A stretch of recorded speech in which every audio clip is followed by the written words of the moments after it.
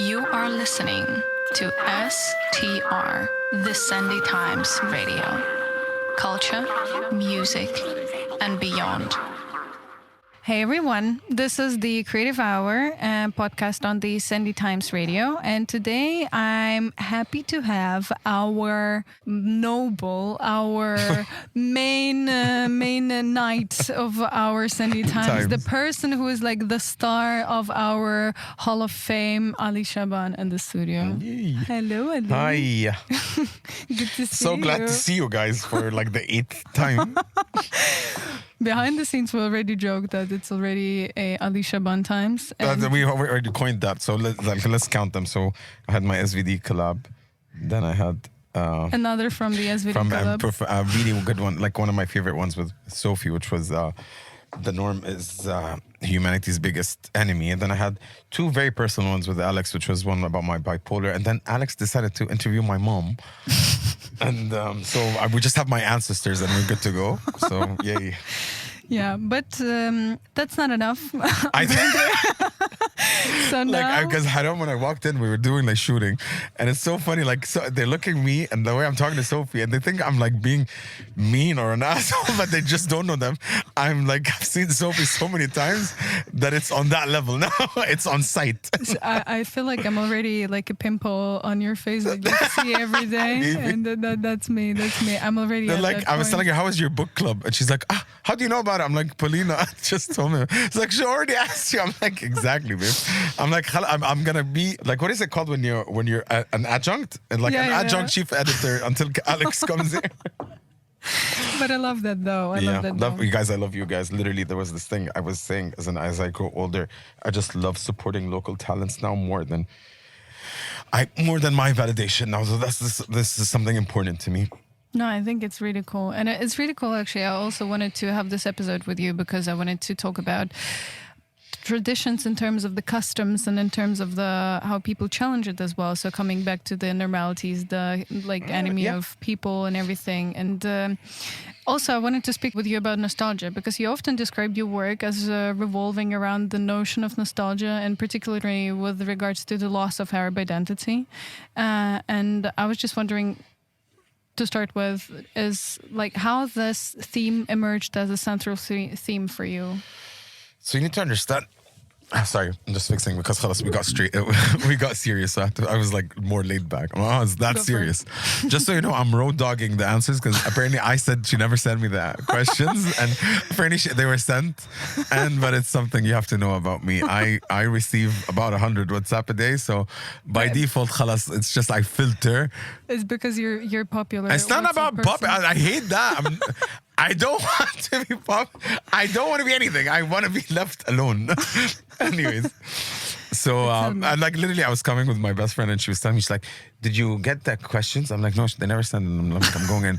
And I'm like, yeah, Sophie, you never sent me the questions. She's like, yeah, babe, I sent them to you. I'm like, oh, I was actually happy that I'm going to road dog the answers. Anyways, well, I'm doing it. Go for it. Yeah, so what was your question again? Sorry. But we're going to get sidetracked so many times. We love side quests, so we're gonna have NPCs, side quests, and we talk about main character energy. And by the way, I've really had a problem with NPCs now. Like I've been in and I don't want to specify which realm. Yeah. But I've met so many NPCs. I'm like, in person. I'm like, I get it. Background. I get it. Remember when I answered you, I'm like, when I hate when someone talks to me about art at a bar, I'm like, time and place, bro. Time and place. Yeah. What's your favorite painting? I'm like, huh? I'm sorry, I was getting my drink. What? Do not. That's a no. No, but can I tell you, that was an actual thing. So I don't know. Like, I think I've been focusing more about, since my mental health is deteriorating, so I'm focusing more about my social awareness. I was standing in a bar, and I kid you not, this is exactly what happens. So there's some days I go out for my friends, and some days I go out for me. Mm-hmm. When I select to go with my friends, they abuse it and take me to the places I don't like going. But I go because it's not the place, it's the company. I always say that. Yeah. No, trust me, they know I don't like the place. It's not like I'm saying that. I'm going to make it very obvious that you do it on purpose. Anyways, so they like to, you know how they like to go to the dance floor a bit and come back, and I don't do dance floors at all. I'm a phenomenal dancer, by the way. خلاص, I'm like old. Cowboy dancing. Cowboy, babe, break dance to that. Habibi, I used to figure skate. Mom literally told you guys I was a figure skater. Yeah, she did. So anyways, so I was bored. And I bought 5 shots and I kept them at the bar and just kept looking who would take the shots. You did the social experiment? I Honestly? was that bored. Oh my God. And Who did? 2 people. Okay. And now I'm like, I cannot do the equation correctly because this is the first one. Yeah. But both of them were bald. So, so I can, but they're the first prime suspects now. Oh my God. Now, while I was going to take one of the shots for myself, I get stopped, and there's this thing that now gives me a bit of an anxiety, and it's weird. And I know it's weird that I say this, but, and I'm sorry, this interview is gonna go from ups and lows, and like my life. And I do genuinely hate when someone addresses me by my name. Yeah. It's not, the thing is, I feel like with my work and what I've done, I feel like I created a monster I don't like either. You know what I mean? Like, there's a lot, like, I've been getting like these, you know how like my selection of friends is very specific and I love everyone so much, but I've been having these like friends that tell me we never used to like you before because I'm very much to myself, and as much as people think I'm an extrovert, I think I'm an omnivert more than an extrovert. So I'm selective, Haida. Like I got, so I was standing there and this girl out of nowhere, talking to a guy, switches to me and she's like, Ali Shaban. And I'm like, hi. Wait, listen to this, please. And she says, I need to apologize to you. I'm like, why? She's like, Who are you? I was very mean to you last week at Soul Kitchen. And I'm like, who are you again? And she's like, you don't remember? Honestly, listen, I'm going to tell you 2 things. Number 1, I would never want to be anyone's sorrow or like conscious. Don't hold this accountable on yourself because of me. I don't remember, honestly. And number 2, if you think I'm going to take any conversation at a bar seriously, you're gravely mistaken. But that's good. But I really feel bad. Actually, I really want to thank you for your humility and how you took this. Until honestly, listen, some people could have a bad day and maybe it came out on me. Until I now can be able to isolate projection and actual or malice, you know what I mean? I can differentiate. My therapist tells me like my self-awareness has come to a point of it, like it's very toxic, but I am that aware now, you know what I mean? So these are the kind of formalities I've been getting into. So let's jump back to art. I had to make it interesting just a bit. No, of course. I think that's also a very good insight into what your art is about as well, because like it's important to understand like what do you put into as well. But there's a segue why I was telling this. Yeah. So you're asking about nostalgia. So you have to understand there's a stigma of living teens, talking Syria, Palestine, Lebanon, Jordan. Politics and socio-political things are embedded in us. I tried my best not to involve myself in politics because I even put it as a recent post because I had to unlearn all what my elders try to input on me. And like even if you look at Lebanon, how it's divided, it is divided by sects when it comes to Beirut, South. You know, if I say someone's from the South, they're going to tell you, oh, Muslim. And they're going to give you the sect of where they are. If I'm going to tell you someone's from Beirut, it's that specific. Like labeling. And everything and into even the our box. TV channels are actually followed to a political movement. Like it's that bad. And I was lucky enough. It's like a survivor's guilt. I was lucky enough. I wasn't born and raised in Lebanon. I tried to study in Lebanon when I was like in middle school. I studied for a year and 2 years, and then I went back. And then I tried to do university for a year, but then the 2006 war happened, so I had to come back. It was embedded like that. But anyways, but why I held on to something is because if you look at our language, it's almost beyond phenomenal because even the most sorrow poets, Mahmoud Darwish or Alan Kiki and my God, or Gibran Khalil Gibran, they were, if you ever see the way they write, their love for the khat or their love for al-Arabi itself. And a lot of my friends tell me I text like a dad is because if I'm going to write in Arabic, I will write in Arabic. I will never use 3 or 2 in my haida. I'd rather give Arabic, it's actual prestige. I would never like even these small social things that are uneven noticed for most of my friends. To me, they're very important.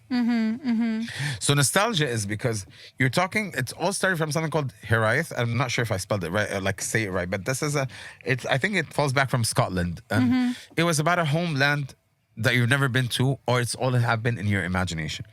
There's a certain Lebanon, and I don't know if people will know it right, but there's a song for it, Fairuz, which is when her son took over after her husband passed away, called Ya Layl Ya Ain. Fairuz, with all her phenomenal vocal prowess, not even power, asked her just to say 2 words, which is from I need to give you a composition of what is a mawel and what is a song. A mawel is like an intro to a song in Levantine culture. So there's a mawel and then there's a song. Unlike like Egypt, where it's kind of like a 4 to 5 minute intro of music, and then the song starts like with Kulthum and all that.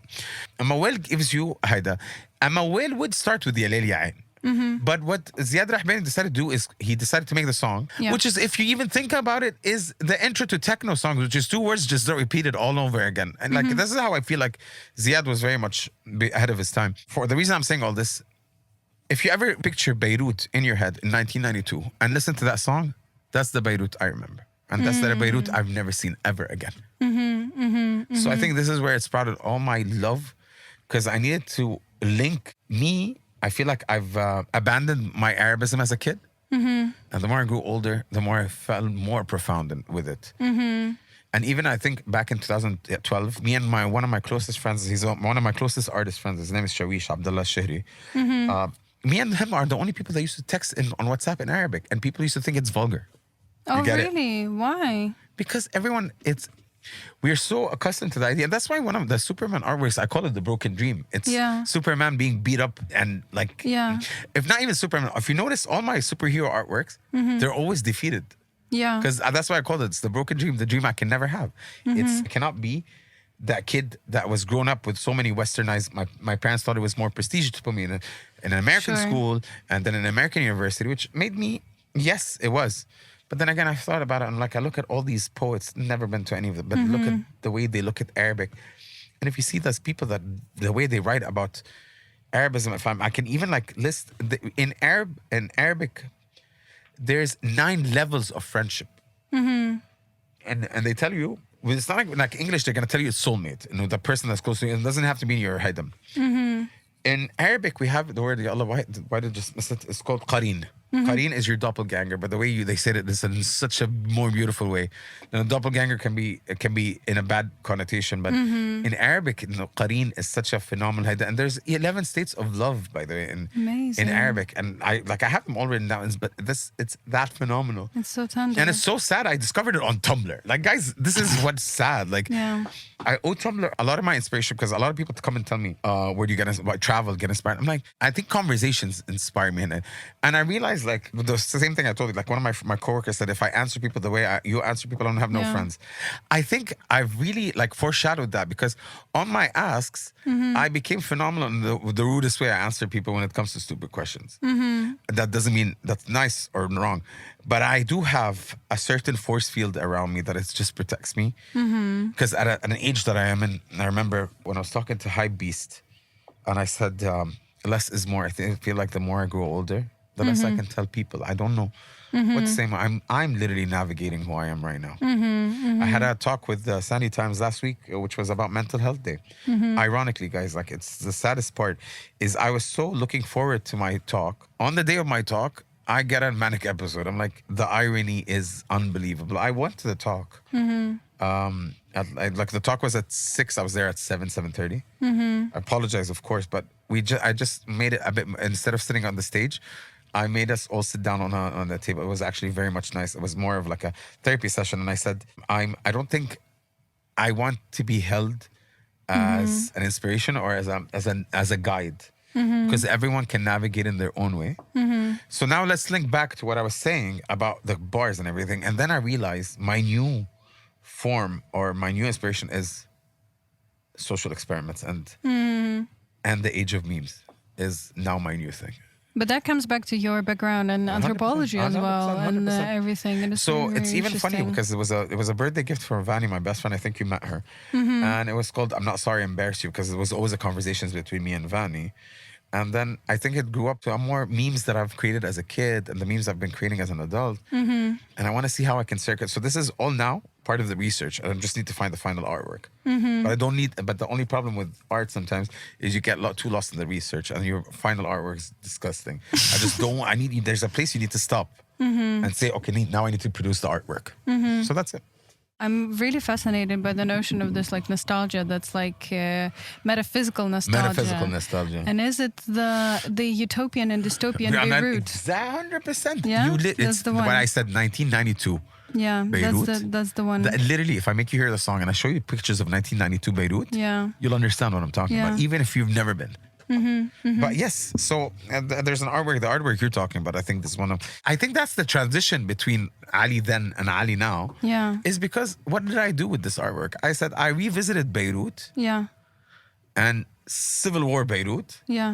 but with the brain of With the 34-year-old yeah, Ali. yeah, it's amazing actually because you kind of travel back in time, but like in a different body. So Yes, it's 100%. It's very, an out-of-body very experience. So interesting. it's kind of what happens with my manic episodes, like out-of-body experience. And also speaking about the semiotics, and because I know that I love semiotics. Yeah, What are I you mean, talking about? it's This is, when I say it, it's just one of my favorite. So we're like and people don't understand. Like in anthropology, we have concentrations. yeah, Funny enough, a lot of people like know like I'm good in philosophy. I was shit at philosophy, and I even dropped. The teacher told me drop it before your GPA drops because I was a valedictorian, so I didn't want to drop my GPA.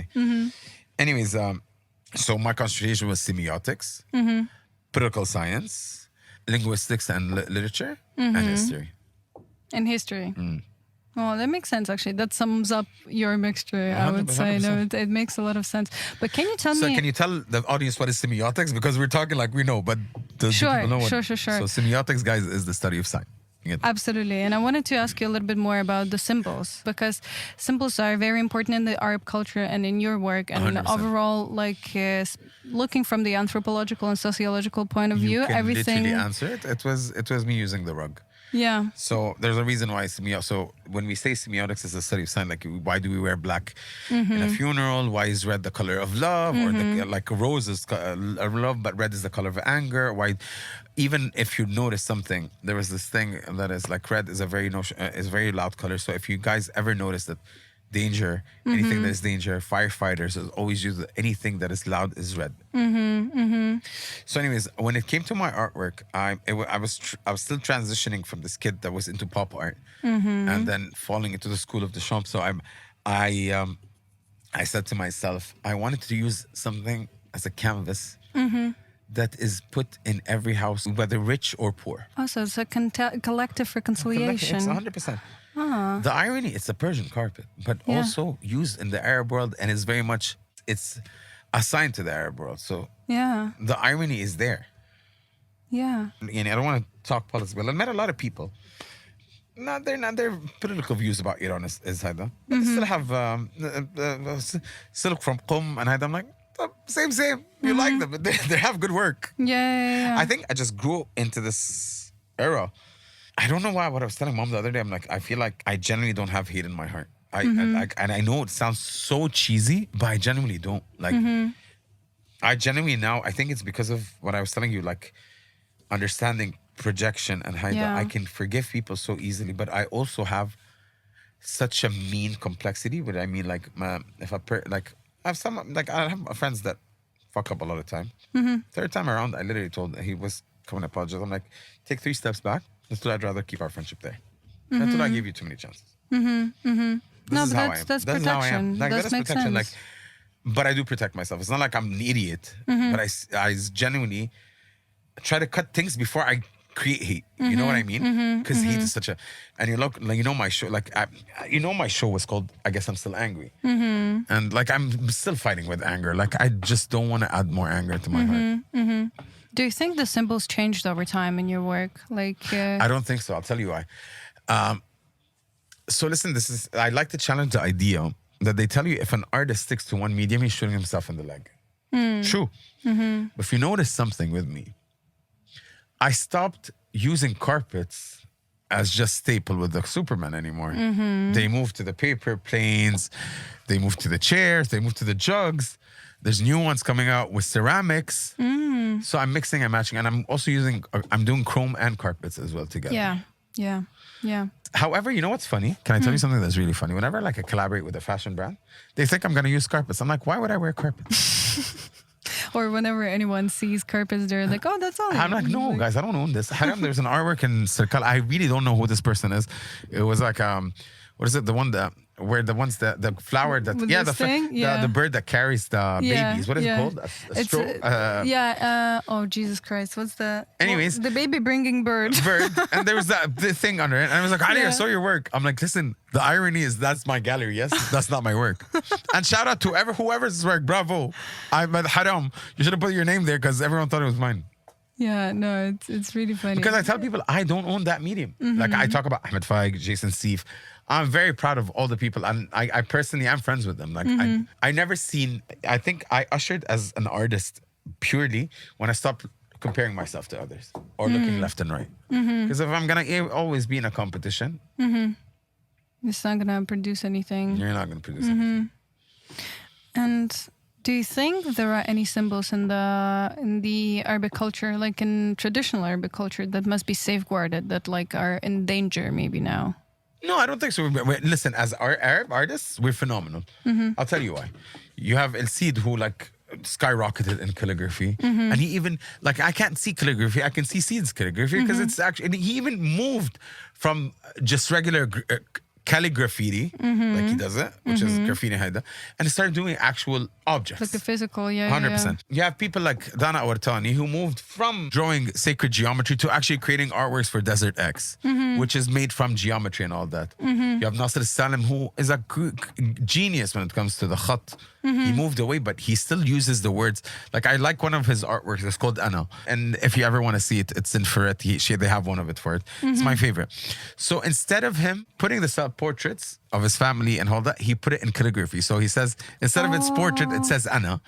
And it says of family portrait, it says, instead of the actual photo of it's in calligraphy that says Surat al-Aila.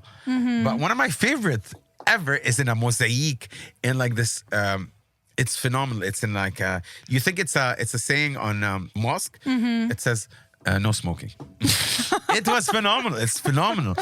But you see, that is so nice. If we have these kind of people, we're still good. Listen, if you carry on a torch, but you're just gonna duplicate it, you have done nothing to the culture. You're just buying time for another better artist. The drive is to reinvent, and adapt and everything. Yeah. No, it's very interesting. But how do you achieve the balance between the modern and contemporary, between contemporary and non-contemporary? I think because it's already in my hand. It's chaos and balance. It's chaos and balance. I like the chaos and things. Sometimes, sometimes one part of it overweighs and the other one 100%. Balance. I said something last week, which is something we used to say as a kid, which is a triangle, right? We said your life is a triangle: health, career, social life. You can never have all three.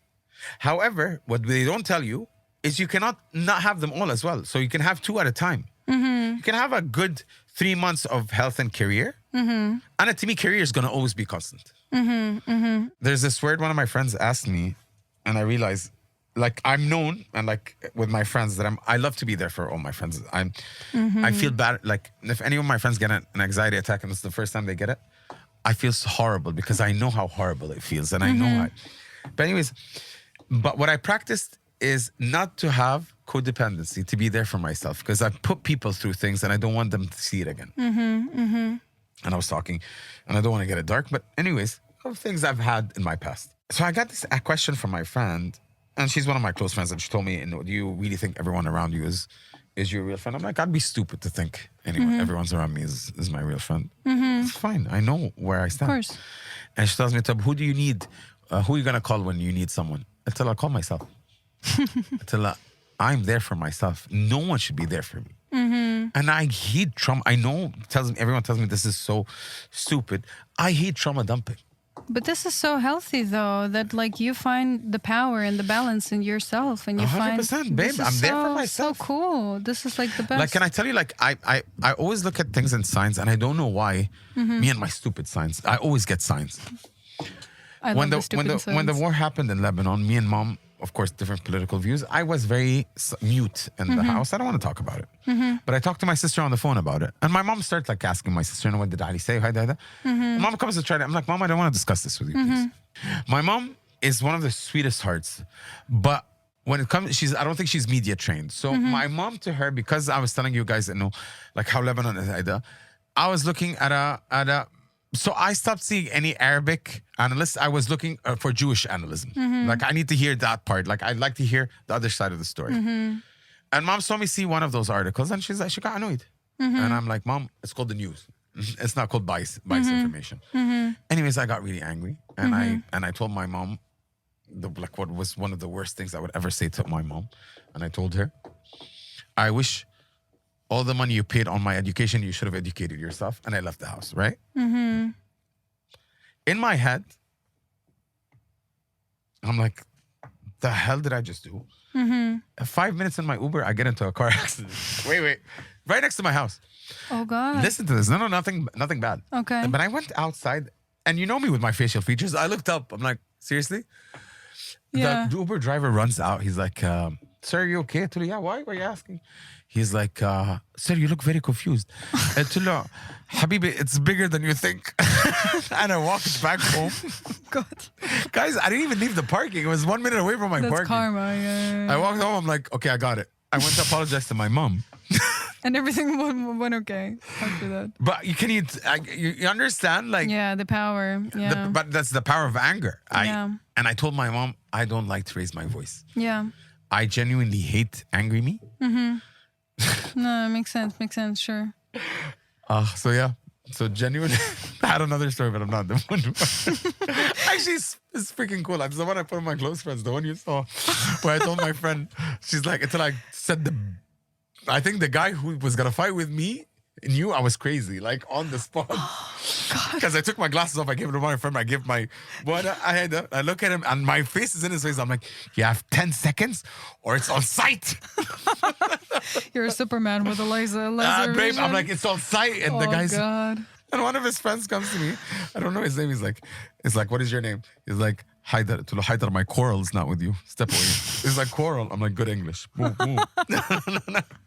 I went from 10 seconds on sight Yeah. to quarrel. To quarrel. Yeah. Oh God. Good English. Yeah. The good English. But the way I told him, like, my quarrel's not with you. Move to the side. This is so funny. Yeah, But- that's my days, bro. But that's also like balancing as well. But you know, I know that because, If this is balance, what is chaos? I mean, but that's balancing in between. And also, actually, your work and like how you speak about your work, you often criticize like idealistic vision of the past as well. And like, I do hate idealism because lately, like again, I'm just gonna go back to less is more. I don't want to give advice. I'm still finding myself, and I hate when artists become. I don't know if we're gonna say prophetic or prolific, but I think it's wrong. Like I was just like literally talking about Jack Harlow because I'm a hip hop fanatic. I'm like Jack Harlow had 2 hit songs. Every song now he's giving advice. I'm like, stop, bro. Bro, stop. Give me 5 summers and we can talk. You're like the most non-essential rapper ever. Like you are so mid. I love him, but he's mid. yeah. I'm like, bro, best. like, the ones that hate me the most still like me. I'm like, you tell me what that means. I'm like, you tell me what that means, bro. You tell me. This is the second season. That's your second season. You already discovered what are friends for and what is enemies. To me, I love one of my favorite lines. I have to read it out. It was, and it's so underrated. It was actually, I feel like what ruined Jack Harlow's career is that Drake feature because Drake was phenomenal. And I wish Drake raps like this on his own verses. But I'm just going to read it out loud now. And it by the way, you guys do know, like, as much as I love art, as much as rap really gets to me, I'll just say this one. Because Ali thinks that rap is poetry. Well, which is essentially It is essential. Wax poetic, guys. Yeah. 1 second. All right. You've heard Churchill Downs or you've never heard it? Yeah, no, I did. All right. I Do think- you remember how the Drake line goes? No, remind me. I'm telling you, and that's a veteran. So that's what pisses me off about Jack Harlow. I'm like, bro, you heard that verse? Bro, pay Drake the money and don't put it. Yeah. Like, do a Kanye because you were washed. But I just want to read that one. The way it starts. And I feel like it's so beautiful and so fitting. But for time and age, I feel it's a very fitting line. Are we going to see the lyrics or not, Habibi?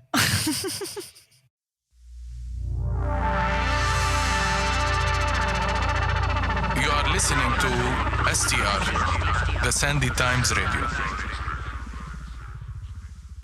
He says, cold hearts and heated floors, no parental guidance, I just see divorce. Therapy sessions, I'm in the waiting room reading Forbes. Abandonment issues, I'm getting treated for. You know how like I have a bridge over troubled water? Yeah. He's like, how much water can I fit under the bridge before it overflows? My son's got to learn that forgiveness is a lonely road. But you get like what I'm saying. That's poetry, like honestly. No, forget that. As well. That sounds prolific in a most beautiful way. But he did not say, well, listen. Yeah. You tell me what that means. I'm like, bro, stop. No, nobody knows. Like this guy's like been holding, literally Drake has been what, 10 summers now? Anyways, but yani khalas, I think I gave my idea across. Definitely. We went from Mahmoud Darwish to Drake. Phenomenal. And welcome to a day of Ali. Yeah, but the welcome to the episode. Welcome to the episode. No, but that's true. But then, tell me, how can you cherish so much something that comes from the past, like customs, traditions, and traditional elements? I'm the very embodiment of it. Like, I feel like I'm holding it. Yes, but you still do not like and still you despise the idealization of the past, but you cherish the notions of the past. 100%. But I think you literally just got it there. You answered my question, sweetheart. Thanks. You literally said but it. How? I don't know, babe. I feel like I'm not idealistic. I don't think I come us. And like, I think whoever listened to this guy is like, this guy is very dark. We don't like him. But anyways, I'm not idealistic. I'm very realistic. However, I don't know. The past to me, like there's this thing. I think I have it written down for not for you, but it was written not down. For me. But written down because I didn't read the answers. But I still didn't post it. By the way, guys, check my Instagram today. Sophie's wearing the coolest T-shirt. Cry and then get back to business. Ali's gonna repost it when we're gonna launch the episode. I catch him on his word. So after because you know like how I always say and it comes off rude. Like I always tell my friends I want to be left alone, right? Remember I said as I grow older I feel like I have less to say. Less is more. Interpreting the notion of silence echoes, but screams are deafening. So you asked me about my past and how I appreciate it. Now listen to this. I think I wrote this maybe 1 month after my 35th birthday. I said, I took a second to look at this comment. It was very impromptu when I said this. But somehow this is who I am right now. I am very lethargic with almost slim to none commentary. The older I grow, the more I have the need of me wanting to be left alone. The way I say it sometimes comes off rude, but I actually mean it in the most civil way possible. I don't have the answers, nor can I consume any new information. To be left alone is to me to be content of what I have learned in the past 35 years. After that, it's me navigating everything that I have learned. To all my friends, I truly love all of you. I just need this time to navigate. It's beautiful. So what I was saying is, I was trying to find, there was a thing when I started getting diagnosed with bipolar, I realized I don't have really good memories of my dad. And when I was asked, and I found out it's something called a chain reaction, or it's a chain link. Chain reaction, yeah. So I just keep linking. All I remember is bad thoughts of him around my areas of my life. But maybe he wasn't always bad. But because everything is dormant and now it's activated, all is it is I'm chaining events that Haida, and that's only events he was in my life, and you get it? And they're all bad events. You know what I mean? Yeah. No, as if you don't even know the other part of the person. Yeah. So what you're asking me is because I did such a horrible horrible thing with my dad. I've never remembered something good about him. And most of my friends know, before he passed away in 2 years, we weren't on talking basis. But I don't want to do this to anyone again. So when you're asking me about my past, I love my past, but I don't idealize it. Yeah. And I can't be this grump, like, oh my God, back in the day on the Gen Zs. I'm like, if I start sounding like this, I'll tell you literally this. I think I was a friend of a friend. She was trying to talk to me. I wasn't in a great mood, right? And she said, no, hi, why are you so mean? Until I'm really not mean. I just want to be left alone. I said that. And it's my right to say that. I felt like shit because why am I projecting? Just go home. If you're going to be grumpy in one place, just go home. This is where I am right now. I just went home. I'm like, bro, I'm shitting on people's moods. What am I doing? Just go home. I feel bad because I get hangry, and whenever I get hangry, I'm like, what are you, 5 years old? Like, fucking eat something. I think it's because I have a gastric sleeve, and but me too. But I get hangry. Really? Yeah, all the time. Babe, have you had coffee? I think I have 2 days. I think 2 days can pass without me eating. What are you talking about?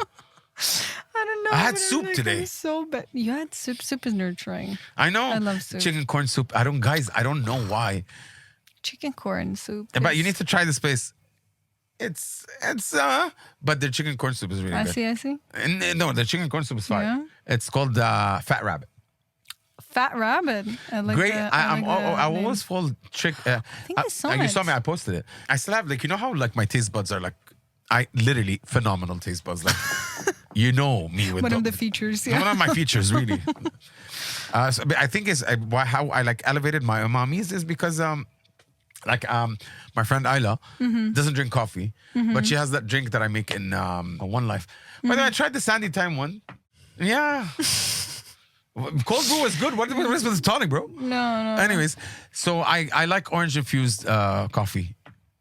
Try it. It's phenomenal. The girl hates coffee. Fell in love with it. Like orange juice and coffee. But it needs, I think, to make the foam, you need a bit of tonic. Not too much. I think the cold brew was good. I liked it. I finished it.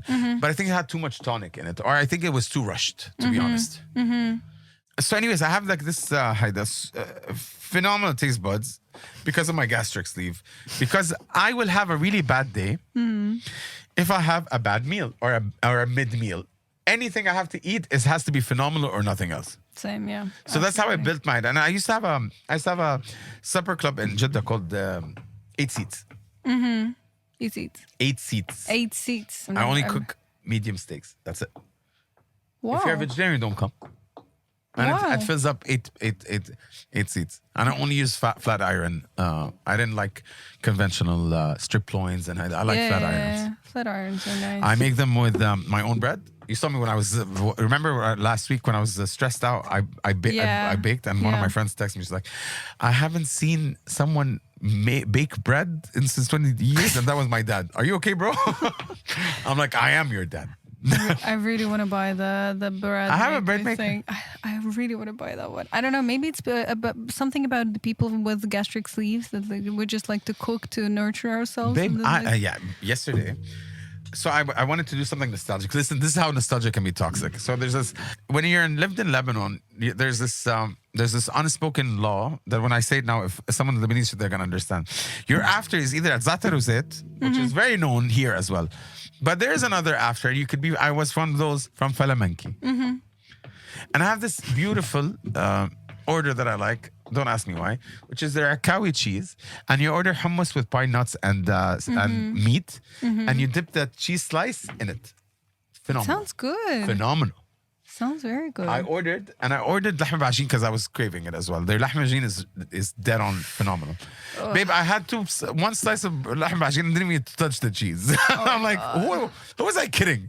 Like, how was I gonna eat this? No, lahmacun is just so nice. I could kill for that. Like, no, honestly. tell me today. I'll send you something. You're gonna love it.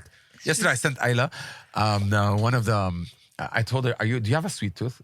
I don't have a sweet tooth, but if I'm gonna send you dessert, it's gonna be something. This dessert that I sent, my manager the other day called me. She's like, "Can you send me a cake, the whole piece? You can send." We did. I'm telling you.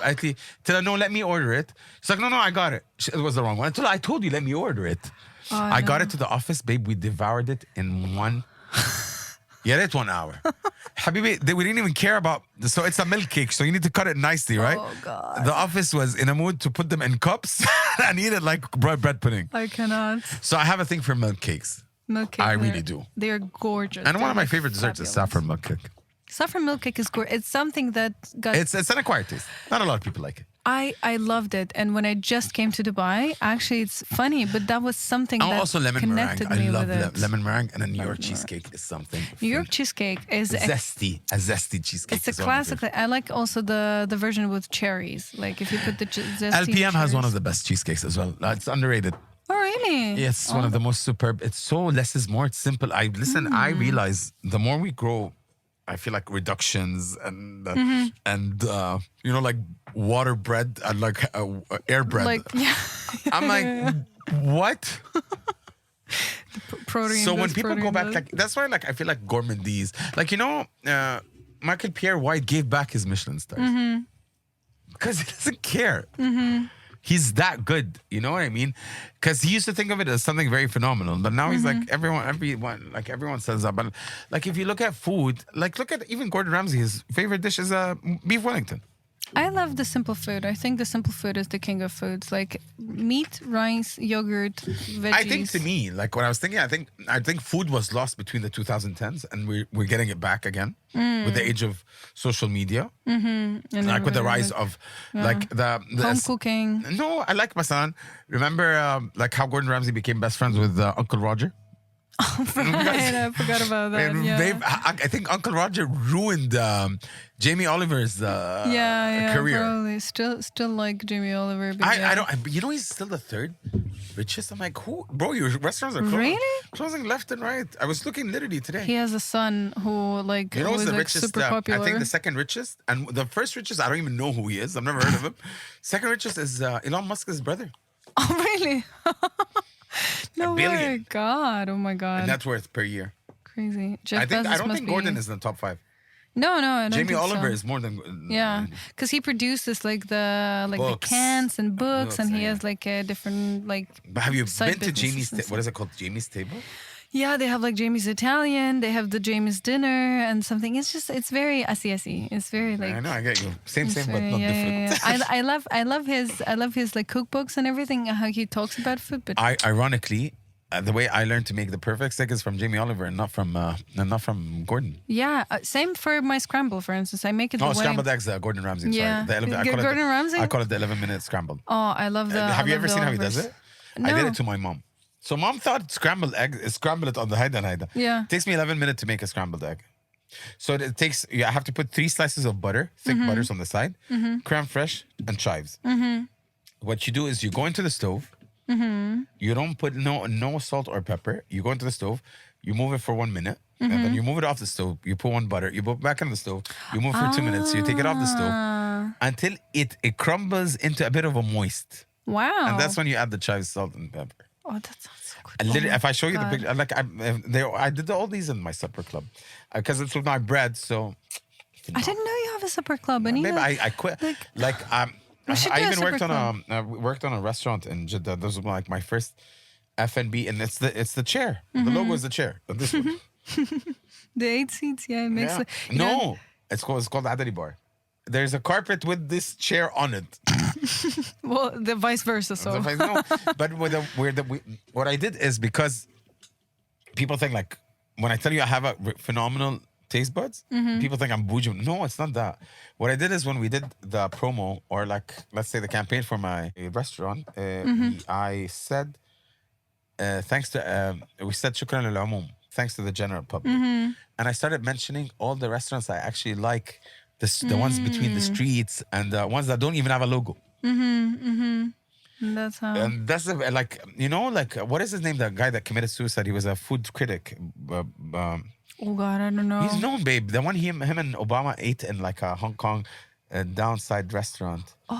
Somebody who worked with food committed suicide. Yeah, haram. Sounds He was suffering from mental illness. Oh, I'm so sorry. He's Jesus. phenomenal. Anyways, yeah, he took Obama to like a street restaurant on the side to eat. And that's like, But that's the amazing. thing. Because that's, I think, where Bib Gourmandise came in because of Michelin. If you understand what the Michelin 3 are, how are we in the food? How did we get to the Michelin stars? No, but we're gonna go back, but still, yeah. You know what the 3 stars mean? Star 1, if it's on your way, stop. Star 2, Yeah. you need to take a U-turn. Because Yeah. Michelin is actually connected to the tire. Yeah, that's what I want. Star From 3 the guide. it's not on your. You have to travel for it. That's what 3 stars are for. Bib Gourmandise now is like Michelin recommended. If you think about it. And I'm so proud. Like shout out to literally my best friend Tariq Rumi for like Moonrise, phenomenal, 2 stars, 1 for Suleiman and 1 for him, beautiful. And of course I can't wait for Adrian Neha from Kinoya, also their Bib Gourmandise. Yeah, Quinoa is amazing. That's So proud of true. them. That's We true. have a collab coming up soon that I'm late on, like 2 years late, but I already finalized things 2 years ago. I will go to. I think I will go to Kinoya from here straight because it's just so good. And like every day. Where's your house? Near Dubai Hills. Yeah, definitely it's on your way, Habib. Kinoya from my house is 30 minutes. Okay, let's trace back to arts. Can you But tell isn't me? food art? It just is. disown food? Honestly, it's my honest opinion that food, first of all, it's the core element of culture, first of all, because this is Yeah, where no. it all starts. Okay, can I tell you something about food when it came to art? I said that the other day. Do you know when I talk about Lebanon, why I like it? It's Lebanon is the food of the poor. Why? We don't have hierarchies in food. This Look is at what it. you mean. And that's so true. Like, look, when you come to the GCC, there is Debaye, Haida. In rich and poor houses in Lebanon, they don't differentiate. There's no such thing as a expensive food or Haida. Even raw meat is eaten in both sectors. I don't know. I've never did my research on all Levantine areas, but I'm telling you about Lebanon per se. It's really cool. It's actually there's no hierarchy in our food. It's really, really cool. There's only alcohol or no alcohol. That's What do you think is going to happen to arts, including maybe food as well, in the future decade? Like, I how? feel we're gonna go back to analog, and I love it. Yeah? You think? NFT took what, a demure 2 weeks? Like I was working on the NFT. I'm like, okay, I'm not working on an NFT. No. I'm like, they were all scams? I didn't know that, bro. Logan Paul's like going in, bro. With this, he haven't paid anyone back. I'm not surprised. This is such a big speculation. But anyone, Class. NFTs is out of the way, but I mean that's the problem. And AI, I feel like you know how much I like that AI project I did? I hate it now. Yeah? Babe, everyone puts AI. I'm like, It's not analog is the next phase. I'm like, no, I want to see how people can work it back to it. You think it's going back to the like you roots saw as well? almost of the things I put there. And Haida, I'm working on a real artwork for it. I'm not gonna work out the other day people send me basketball courts with carpets and I'm like, oh, your work. I'm like, bro, stop. Because there's something called oversensitization and I don't like it anymore. So I appreciate it from afar. But now I know when people do artwork for Instagram, it's for clicks. Yeah. It's very genuinely, I visible. don't like it. Yeah. Like there's also an illustrator. A friend of mine was telling me, he's like, I like her work. I'm like, I don't. He's like, oh, should I not work? I'm like, I would never not tell anyone not to work with anyone. Of course, I need to differentiate. I just don't think she's a genuine artist. If every time something bad happens in the world, you have the time to draw and post, I'm like, This is weird. I'm like, Yeah, I get it. yeah, you're definitely an artist. I'm gonna see you in a gallery very soon. Yeah. Because I know, one of my favorite artists is Akram Zatari, who has recorded one of the most phenomenal shots of bombings happening in Lebanon. Yeah. He's the same person that he was researching the Civil War and he found out I think, I don't want to get it wrong because it's been a while.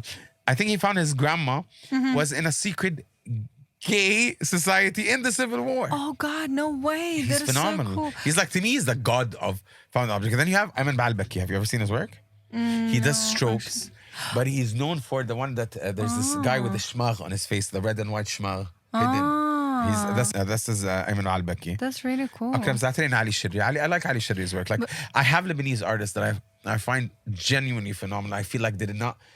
They didn't do the stigma that we the stigma that I break off. I take from them because they see war.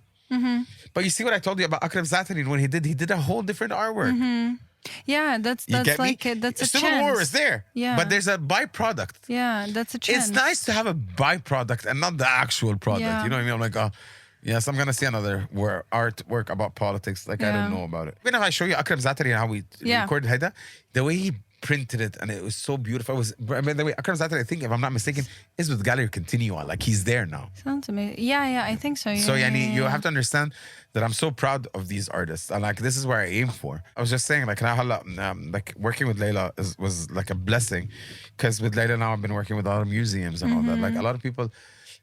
And I think at a certain age, I don't want to sell art as much as I want to do institutional art now. So that, yeah.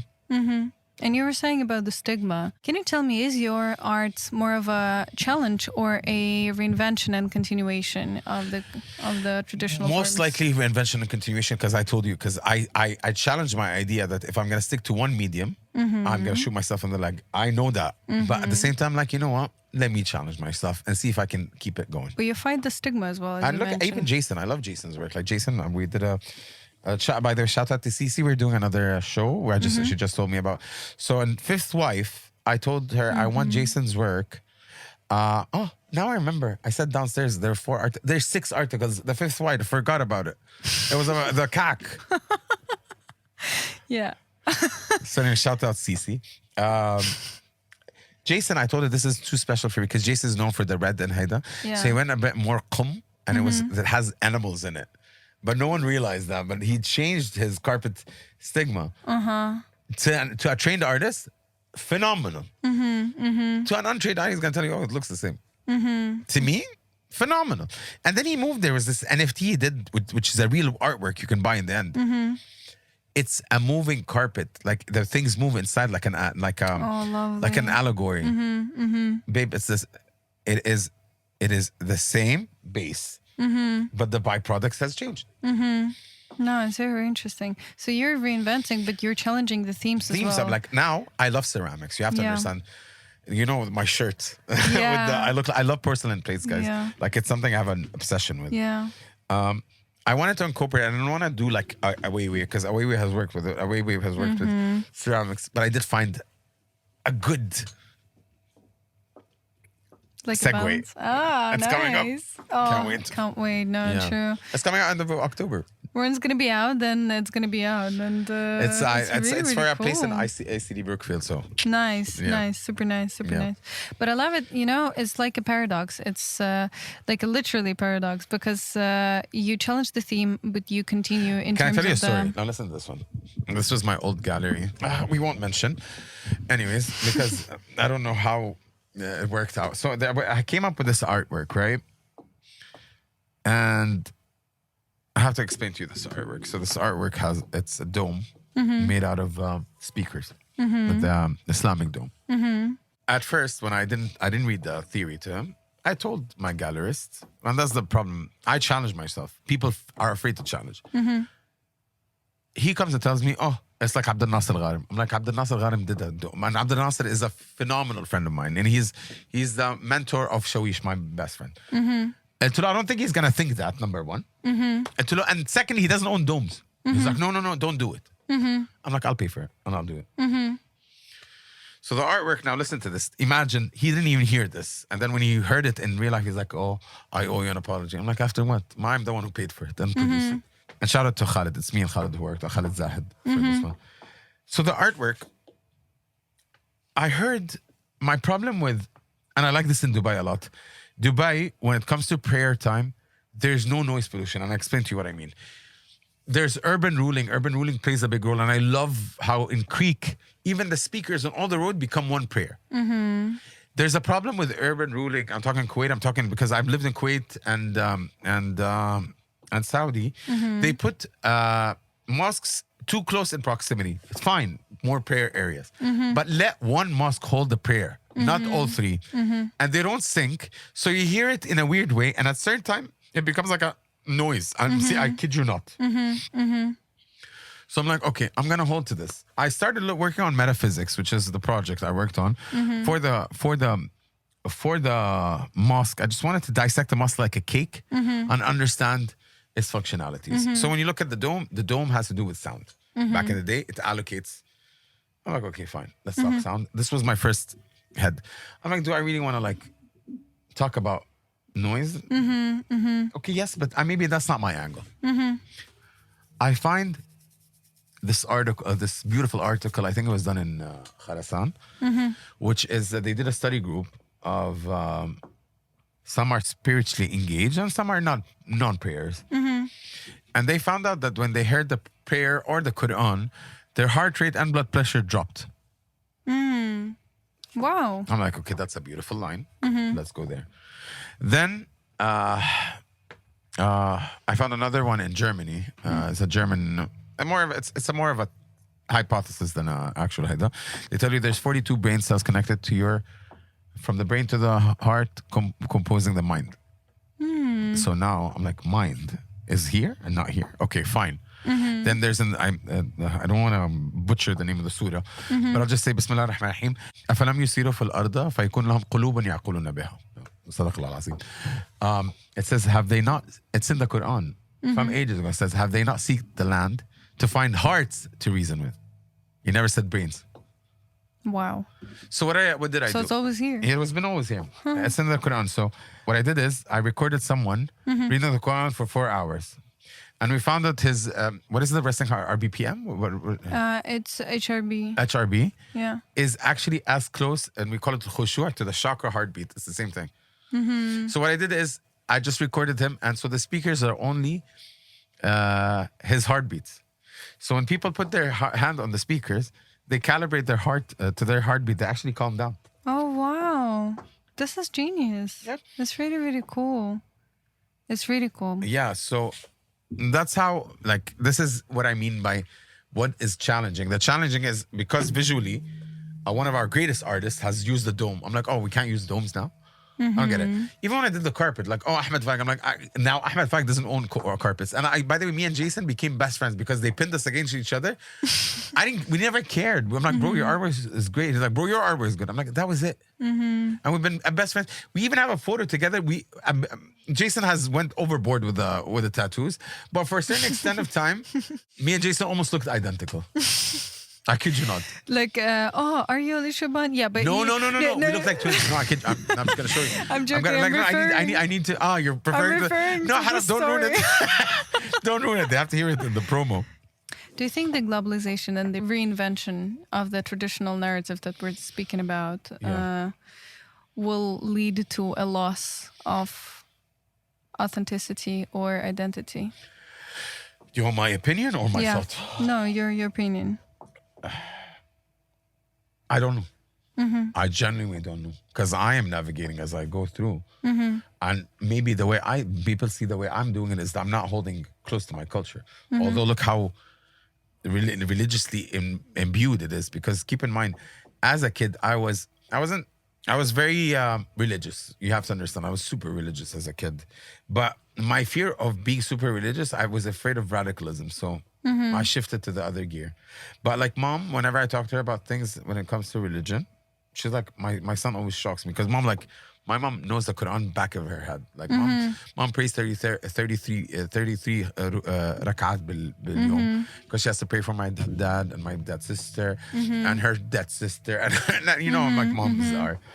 I'm like, even if I'm going to hell, knowing that that's my mom, probably I'm gonna go to heaven. That's how good my mom is, like how faithful she is. Yeah. But I questioned something the other day, and I called my sister to it. I mean, that's what I was telling you, like what I fear sometimes. Mom wakes up at 4 a.m. in the morning to do a prayer, and then prays Fajr, and then sleeps. And then waits from Fajr to Subah, prays Subah, and then sleeps. Then wakes up at 9 and resumes her day.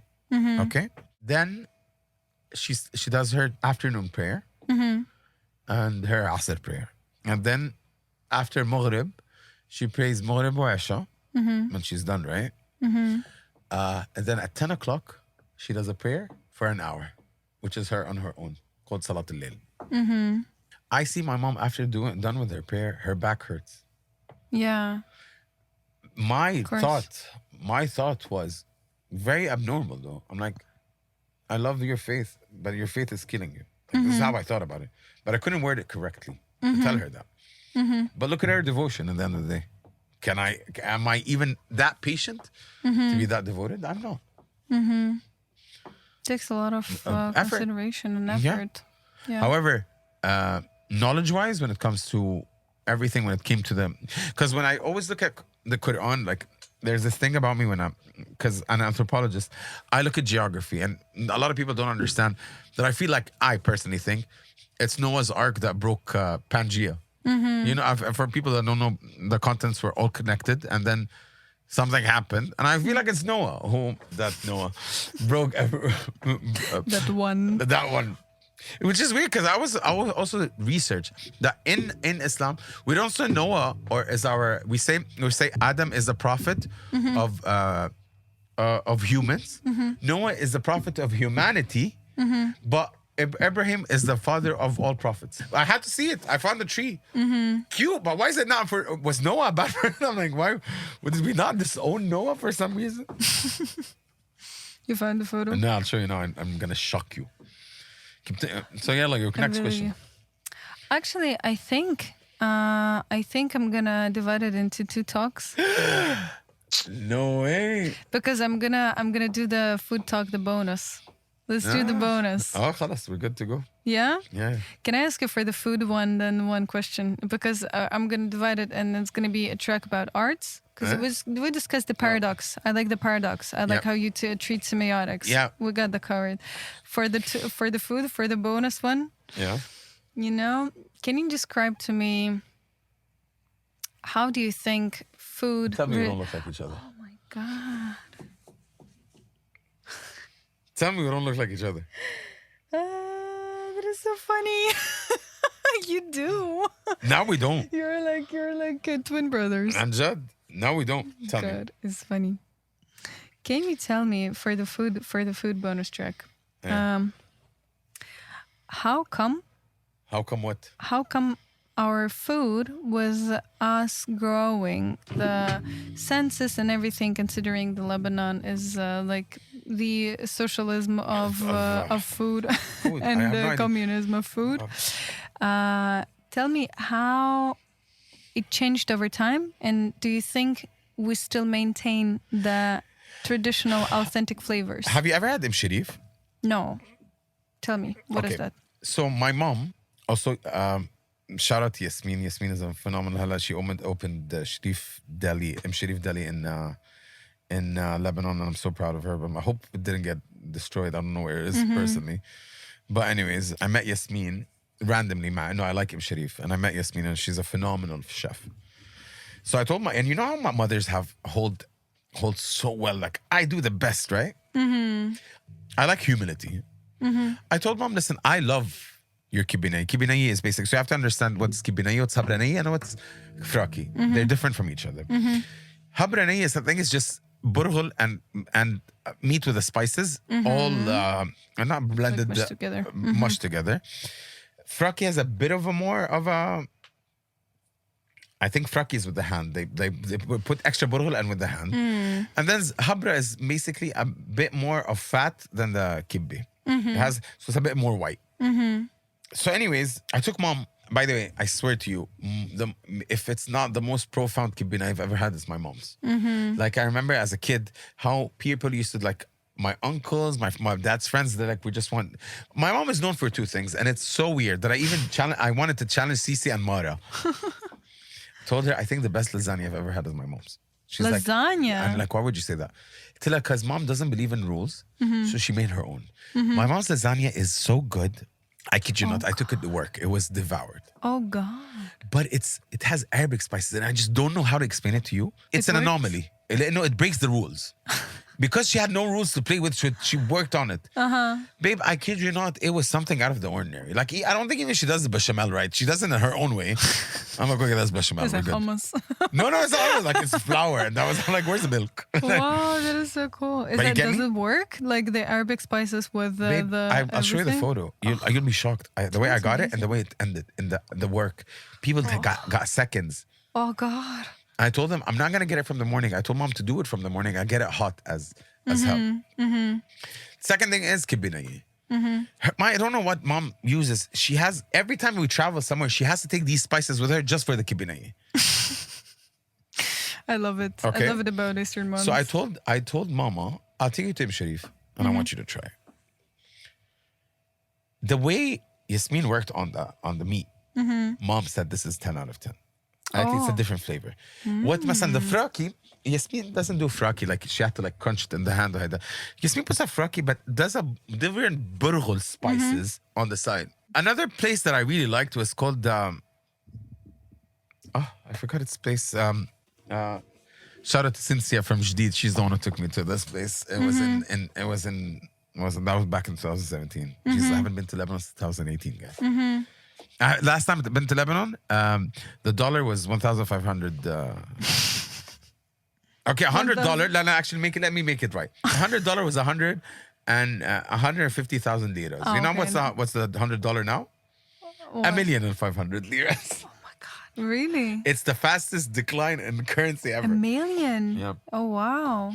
So, anyways, what was it? I forgot. But anyways, they added green apple to a tabbouleh, and it was phenomenal. Green apple to a tabbouleh? Yes, but you can play with it a bit. Okay. It was I'm phenomenal. intrigued. I'm Yeah, intrigued. it was phenomenal. I usually, There's these fusion. Listen, there's fusion that is so cringe. I'm like, why? Keep it as is. Yeah. But there's a minimal change that can skyrocket something because less is more. That's what I was telling you about. Like I took Cece. Yeah. I wanted to break her. Like I'm introduced her to lahmi nayi, and we only ordered these 3. Yeah. Nothing else. They even know me, like the waiters know me, like that we know what you want, the order, Yeah. and what I want on the sides, the chili, the flavors, and like Yeah. the mint. And by the way, white onion, not red onion. I don't understand why people wouldn't put red onion with lahmi nayi. Like white onion, guys. Why is there red in my onion? Unorthodox. Very. No, I have to tell you this. Like white onion on ice. You have to put it on ice with like So it doesn't smell bad. Yeah. no, you have to. It has to be everything cold and a really, really, really fresh olive oil Fresh olive oil. and like fresh bread. So, have I said something that is contemporary? No, I didn't. But yet, it's the presentation, it's the changing of the abhaida. It's not alienating for old folks, and it's so heartwarming for the contemporary kids. It's the reconciliation of collective You get memories. you get it? Yeah. You get me now? Yeah, I do. I wanted to it's use the that. same paradox. I wanted to use my mom's haida because mom is a woman from Madaya, a village woman, and she's so proud of it, and I'm so proud of it for her. Like like I love that. It's amazing. I never run away from like who I am. Like I remember the other day I made a joke about one of my friends was haida, and I'm like because like people like my mom's from the south, and people make fun of people from the south. It's fine. I don't get insulted. It's fine. That's the stigma. You're an ignorant. I'm not. I don't care. So I made up a joke. Like one of my friends, he comes from a place I'm not gonna mention it, and then he got insulted. I'm like, I'm sorry, did I insult you? He's like, yeah, no, it's not. That's not nice. So I asked him this question. I'm like, he's Palestinian, right? And I asked him, would you get mad if I made fun of your mom? He's like, of course. So would you get mad if I made fun of your dad? And of course. So would you get mad if I made fun of Palestine? And of course. And would you mad if I make fun of your resistance? And yes, of course. So would you get mad if I make fun of where you're from? And how many things did you not get mad at? That's my question. I get the parents. But if I'm gonna get mad at everyone making fun of anything, of where I come from, I'm like, bro, really? Yeah. There's this thing I told people now. I try to step out of the house and not walk with the Ali Shaban stigma. You know what I mean? I don't care. That's why I told you I have zero hate. Now you understand what I'm talking about. Yeah. It's the ching connection. And I don't get mad if someone's gonna make fun of the village. Yeah. Yeah. No, that makes a lot of sense. I'll explain to you. This is how bad the way they talk. Anna is me. In the village they say Ani. It's like breaks down. But again, I'm from there. You get me? Yeah. No, I do. And I also, don't mind if someone make fun. Like remember, I'm like makes sense Red too. Square. Yeah, exactly. No, but that's because she freaked it's out. Funny. I'm like, babe, she's my close friend. Babe. That's because it's funny. I embrace stereotypes. I don't understand. Like, can I tell you something? I made a joke the other day. I hate Dolce & Gabbana. Don't get me wrong. I hate it. I went back when woke movement happened, and I thought, well, Yeah. my favorite thing, I remember on Alex asked me, he's like, what's your favorite pastime hobby? I'm like, I like to watch Ben Shapiro make fun of woke culture. I just love it. I don't agree with, and people got mad at me because he hates Palestine. I'm like, if I'm going to hate everyone that hates Palestine, I'm Yeah. not going to have any friends. Yeah, I sure. need to separate the art from art. His political views about, why would I ask an American about his political views of the Western world by default? No. Like by default, why am I gonna? So I'm not gonna ask there. So Yeah. I like Ben Shapiro and how he makes fun Yeah. of woke cultures because he's so funny. He is very funny. He is very funny. Though. Anyways, That's true. no, because I'll tell you something. He went down to a protest, and like this is where I liked it. Mm-hmm. He went down to a protest, and people have shouted from the river to the sea. Yeah. Palestine will be free. So he asked me which river and what sea. No one knew how to answer I've it. seen it. Yeah, I've seen it. I've I'm seen like, it. Yeah. I'm like touche. Yeah. But that's where I am mentally. All right. Yeah. No, I think actually Well, using what I wanted to tell you. Lahza, using but there was- stereotypes is really, really cool. 100. So I embrace stereotypes, right? That's it. Yeah. That is it. I cannot get mad at stereotypes. This Yeah, is because where I they am. just exist. But that's semiotics as well. Because like this 100%. is where it comes Oh, from. sorry. I wanted to go back to the Dolce & Gabbana one. You're going to love this one. So old culture, we lost it on Dolce & Gabbana when a woman was eating pizza with a chopstick. Babe, Are I was you one of them. I serious? posted that as well. I was one of them. I'm like, cultural appropriation. Kill them. Yeah. Ah. Yeah. Ridicolo. And can I say something? Is it really, Sure. this is where we're drawing the line? This is where we find this insulting? Is this how weak we have become? But is Like, look at what's happening there. This is what we used to focus on.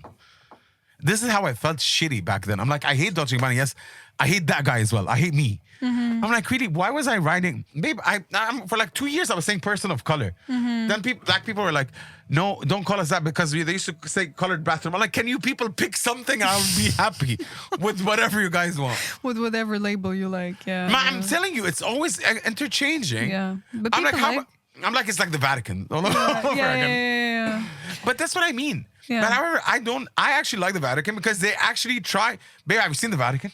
Yeah. Their computers are scientific. Yeah. No, it's but Vatican is like it's very. But I mean, it's out of this world. The kind of Medici, I thing. mean. Yeah, No, yeah. let's not talk about the Medici. But do you get me? Am I wrong? But yeah, this is my opinion. Yeah. But really, that was insulting, and that was a cancel thing. That Yeah. a woman was eating a pizza with That's a so chopstick. funny though. I mean, it's not even like it's not. It's even, not wrong. how is He it- said Italy is coming to China. That was it. That was it. That was the nicest way. That stupid idiot. What is his name? Stefano. What was his name? Oh, Everyone. God. It was Diet Prada. Diet Prada just so had a thing for him. funny. It's so She was funny. waiting on him. It's But so, that so was funny. it. That was literally. I'm like, really? That's what I thought it was insulting back then. It's really, really funny still. I'm like, really? Like, bro, now I don't mind if someone makes fun of my village. Not, that's where I used to draw the line. That's where I drew a line. No, but it's good that. So you with understand the why I'm always in constant conflict with myself? But I love that you're a paradox. Like you're a pathological paradox. I am a walking paradox. Yeah, On you daily are. basis, I'm You like, are. I don't know where I'm going. Don't follow. No, in Russian, there is this wonderful saying that no one will ever get in our way because we have no idea Yeah, where we're going. Like 100%. My best friend Vanny was telling me the other day, we were talking about rejection. And she's like, you've been saying, look, Vanny's like, ideal is for me to find someone. I've been Yeah. single for 2 years. Yeah. And it's fine. It's big because I was in an 8-year relationship. And I'm like, I think I can have 2 more years of single. Kind of. I think I'm in an isolationship. That's what I am. Isolationship. So Vanny was telling her, I like this girl, but I might get rejected. She's like, Habibi, even if she didn't reject you, you will find something to walk away from because I know you. Tell her you're absolutely right. You're absolutely right. Yeah, but it makes sense. Eti, you are the king of pushing people out. Eti, you're not a red flag. You're not a green flag. You're a white flag. I give up. I love this. So yeah. So, Ali, Did you enjoy this? Habibi, Yes. Tell me, what do you want? thank you so much. Thank I you don't so want much. anything else from you. Thank you. I And just want to thank you for this tasty conversation. Hajjat, it was beautiful. I always love having conversations I with you. love it. I love how It's 10 o'clock. Yes, I love how we can discuss like symbols and semiotics and at the same time food. And I'm so grateful for I'm every. so grateful for you, every Alex. I conversation. think it's always nice to know that when you're talking to someone, you know, there's no boundaries of like I don't have to walk on eggshells with some, but that's me. No, some people, I don't like to engage in conversations because I'm not in the mood to walk on eggshells. So I'm like, you're going to get insulted. I'm not in the mood to. We're not going to have this. I was just like my mom's conversation. I'm like, Mom, I'm not going to debate with you. I can't. No, it's I think it's also so complex. People come up with notions all the time, and if you get like, you know, offended by every single thing, then like you'll be just so fucked up, and it takes so much time. I'm like, there's this book I have. One of my friends bought it for me, and I'm like, I find this offensive. I loved that book. I read it. There's another book Vanny told me to read. It's phenomenal. I just forgot the name. It's called You're Not That Special. It tells you how bad you made your mom feel for the first 9 months in her stomach. When you read this and you're like, yeah, why is everyone entitled? Yeah, I know. Why do people walk out? Yeah. And remember when I always post the song The Audacity? This is when you know I'm mad. And when one of my friends, I was telling her, I'm really mad. It's like, I want to hear your mad song. So I play, she's like, this is the happiest song I've ever heard. I'm like, yeah, I'm not going to play a song that's going to make me more angry. It's a mad song. No, it is. It's a shout out to Tari Rumi. He introduced me to Polyphia. I just love them so much. It's lovely. It's lovely.